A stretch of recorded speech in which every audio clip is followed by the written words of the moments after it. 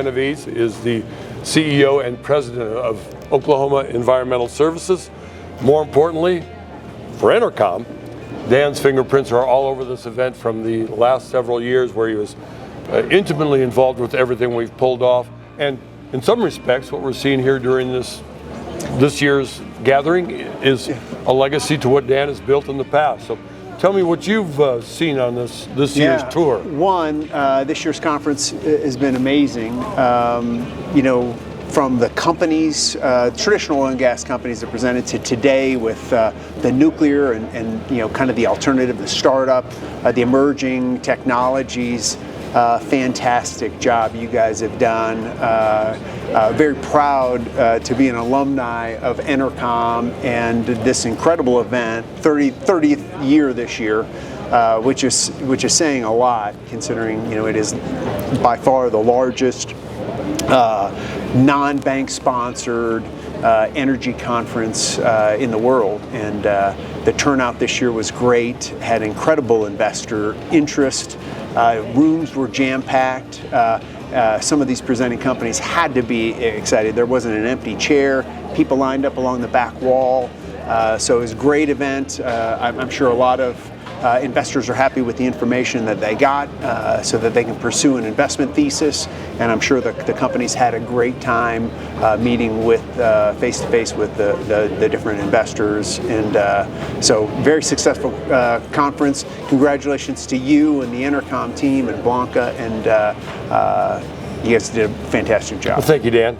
That's high praise from somebody who's been in the trenches on putting something like this together, so that's appreciated. Absolutely. I've always enjoyed your perspective. You've got a very deep and varied background in the energy space. You were at the forefront of the big NGV push, natural gas vehicles, etc.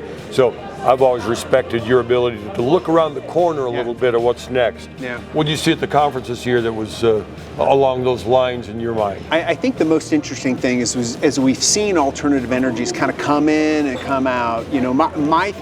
My perspective has always been, and you remember watching some of the old interviews I did with the emerging energy companies, it always comes back to how do you compete with the energy density and cost of a hydrocarbon molecule. And the interesting thing about it is I think some of this nuclear technology might be in the race. Finally in the race to be competitive. Now, a lot of that has to do with maybe some of the regulation changes with the new administration. I think some of that has to be, kind of proved out, whether the technology can be delivered at the cost that they're anticipating. But if it proves out some of these, new technologies and new concepts in and around nuclear, it'll give traditional oil and gas the density, the availability, and the cost of it a run for their money in the long run. So it's very exciting, and it's great that EnerCom, is kind of bringing this out. You don't see this at other conferences. You see it here, where people are able to kind of present their new technology and see how it's received by the investor market. Well, as you know, we are really facing something a lot of people don't talk about, and that is energy poverty. Yeah. We haven't really generated much with new electricity for the last 10, 15 years, and now all of a sudden all the demand from hyperscale computing to the data centers to AI, this gap is widening very quickly. And you think maybe nuclear is one way to at least slow the separation of those lines until maybe they can converge again? Is that part of your thinking? Yeah, no, I think there's going to be a big gap. Obviously, in the near term, natural gas is going to be, kind of the energy. Is going to be the energy of choice. Its volume, its affordability, its ability to kind of get to data centers and all of that. But nuclear, will hopefully come alongside it and pair with it. And natural gas can be used in more portable ways, whether it's your furnace or your hot water heater, or in my view, the natural gas vehicles, rather than refined oil. Yeah. That's where natural gas makes a tremendous amount of sense, because you need to have it, available, and you can't have a nuclear reactor necessarily, in your garage. So anyway, yeah. Not yet. Yeah. So it's working towards, right? We'll see. That's not what they're working towards. Yeah, maybe that's EnerCom, the 60th or 70th anniversary of EnerCom. Yes.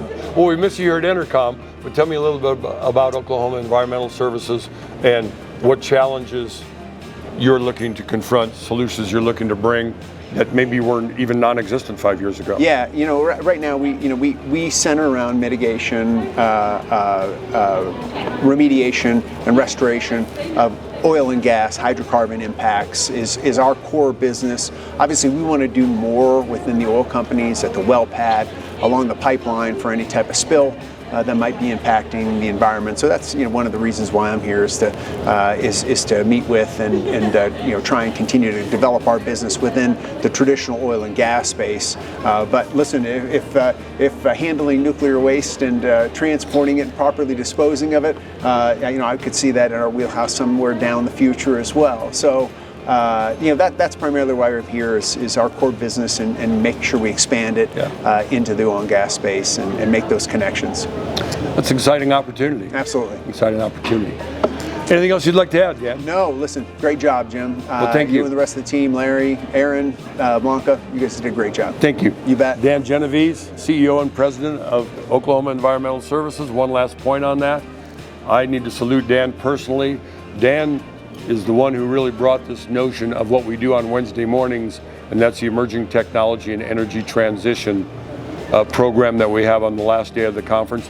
Well, wasn't it fascinating and Absolutely. interesting this year? Phenomenal. Companies have traction. Yeah. These are not in the abstract. These are Absolutely. companies that got big solutions, big ideas. Absolutely. Yeah, Absolutely. great seeing you. You too. Okay, thank you, Dan.